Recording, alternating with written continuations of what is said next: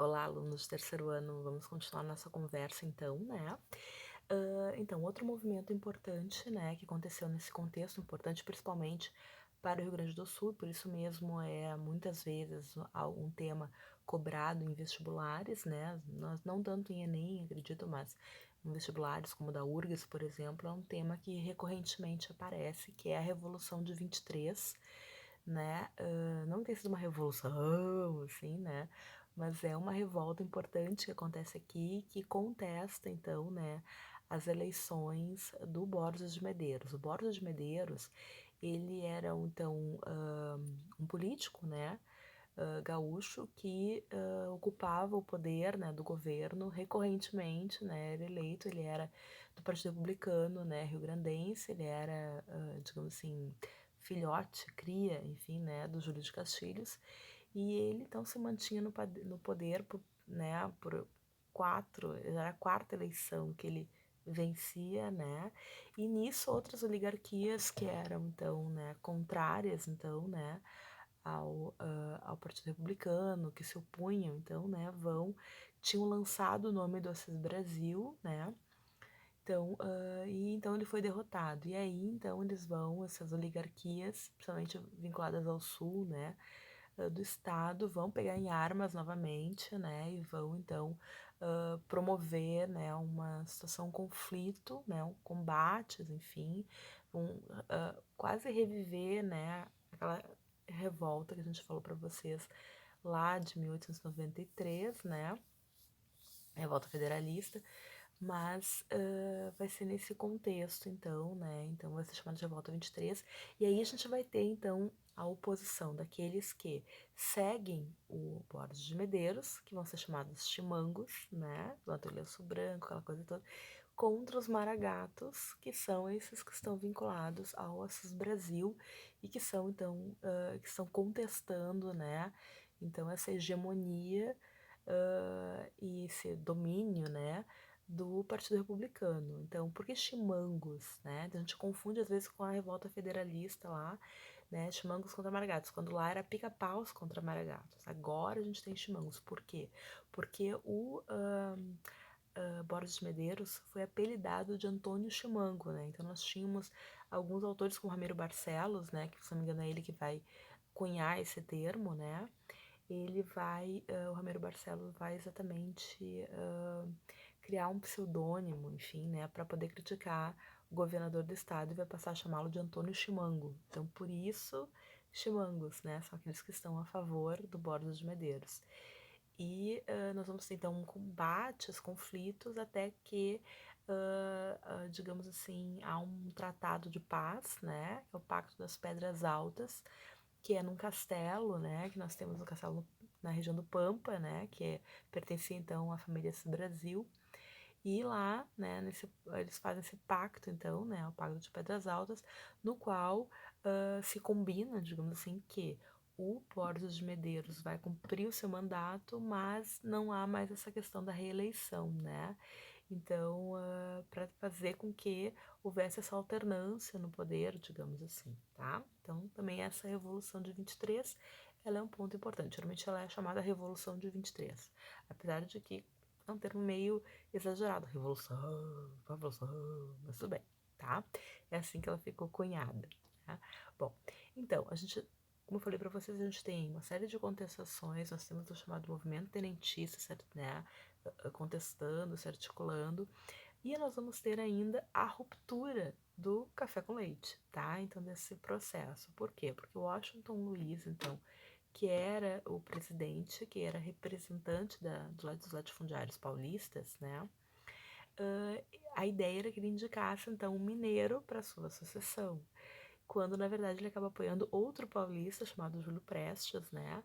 E aí nós vamos ter uma cisão, né, entre o Partido Republicano Paulista e o Partido Republicano mineiro, né? E aí, então, nessa perspectiva, as oligarquias mineiras vão se articular com outros espaços, né? Como, por exemplo, as oligarquias nordestinas, representadas principalmente pelo estado da Paraíba, e também as oligarquias gaúchas, né? Então, eles vão formar uma articulação para colocar um candidato, né? No caso, então, a chamada Aliança Liberal. Esse candidato ele vai ser o Getúlio Vargas, que foi ministro da Fazenda, né, em alguns governos, enfim, era um político bastante proeminente, né, no Rio Grande do Sul, foi governador do Rio Grande do Sul também, né, então ele é uma pessoa que era, digamos assim, conhecida de alguma forma no cenário e tinha então um grande respaldo como um possível grande estadista. A gente vai ver que nós vamos ter aí a Era Vargas, né? Então Vargas vai ser um dos grandes nomes, né, da história brasileira, seja para, né, Vargas é uma figura muito polêmica, como vocês vão ver. Tem aqueles que o defendem muito, enfim, tem aqueles que, né, enfim, detestam o Vargas, né? Então a gente tem uma série de situações, né? Até porque o Vargas vai ficar muito tempo no cenário brasileiro e por isso mesmo também a gente vai ter várias oscilações da sua, digamos assim, do seu governo, das suas posições, enfim, né? Bom, mas nós vamos falar de Vargas mais pra frente. Então, basicamente, né, nós vamos ter a Aliança Liberal, que vai ter o Getúlio Vargas como candidato, né, e seu vice vai ser um representante das oligarquias nordestinas, que é o João Pessoa. Então, eles acabam sendo derrotados, beleza, né, tipo, digamos assim, as eleições são fraudulentas, aquela coisa toda, mas, de um modo geral, eles até que tinham acatado, porque às vezes também tem aquela perspectiva, bom, vamos deixar assim, para não abrir precedente, para, né, só que o que vai acontecer? O jogo vai virar, as coisas vão se modificar porque o João Pessoa será assassinado. E na verdade foram questões pessoais, né? Até onde se sabe, né? Os registros que se tem dão a entender que alguma coisa é vinculada a questões pessoais mesmo, né? Enfim, alguma coisa local, né? E não por ele ter se candidatado, né, ter se concorrido, digamos, a vice-presidente, mas sim por questões particulares, né? E só que essa morte ela é ressignificada e, né, há um zum, zum, zum, uma boataria e em torno dessa morte as pessoas vão se articular e vão então, né, se mobilizar para ir derrubar então de fato, né, a República no que vai ser conhecido como a Revolução de 30, né?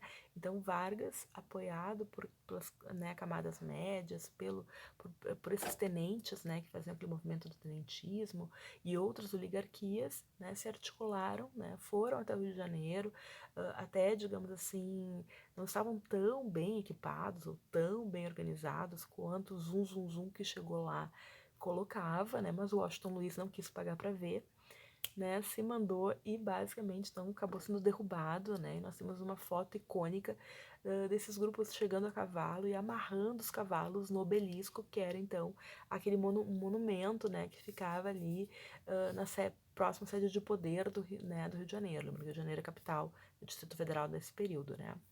Então, vão amarrar os cavalos no obelisco, coisa simbólica, né? E vão tomar o poder, vão iniciar, então, um governo provisório. E o Vargas, então, vai ser indicado para, digamos assim, comandar, né, esse governo nesse primeiro momento. A gente tem que lembrar também que a República Velha já vinha, né, os governos, né, do Café com Leite também vinham, digamos assim, numa situação de crise econômica, né? Então houve vários movimentos para a valorização do café que acabou desvalorizando a moeda brasileira, né? Então que causou inflação. A gente tem uma crise gigantesca pela crise de 29 também, né? Então a Revolução de 30 também está muito atrelada com a situação de falta de apoio do governo por toda essa crise, né, que atinge as camadas populares, principalmente, né, e que vão, né, demandar, essas demandas também vão estar ali pautadas. Então é um governo que também perdeu o apoio em grande medida, né, por essa crise financeira, por essa crise moral, digamos assim, né, numa perspectiva da corrupção, né, geralmente as pessoas, né, se constroem um discurso da visualização digamos assim, da corrupção estatal, né? Claro, sempre esquecendo a corrupção dos grandes empresários, né? Dos grandes banqueiros.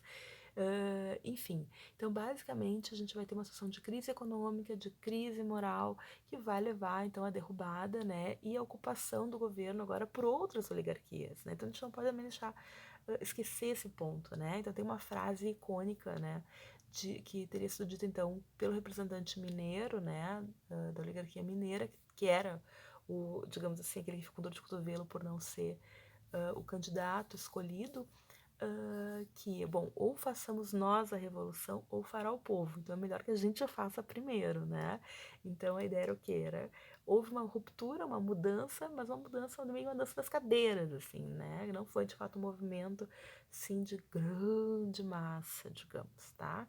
Mas a gente vai ter aí, então, uma nova oligarquia tomando poder, outros grupos também que vão ter uma certa influência. E nós vamos estar inaugurando, então, a chamada Era Vargas, né? E como a gente vai ver, vai ser um ponto bem importante da história. A gente vai trabalhar com bastante detalhe, certo? Então, tá, pessoas, se cuidem, tá? Fiquem em casa e se tiverem que sair, saiam de máscara. Beijo.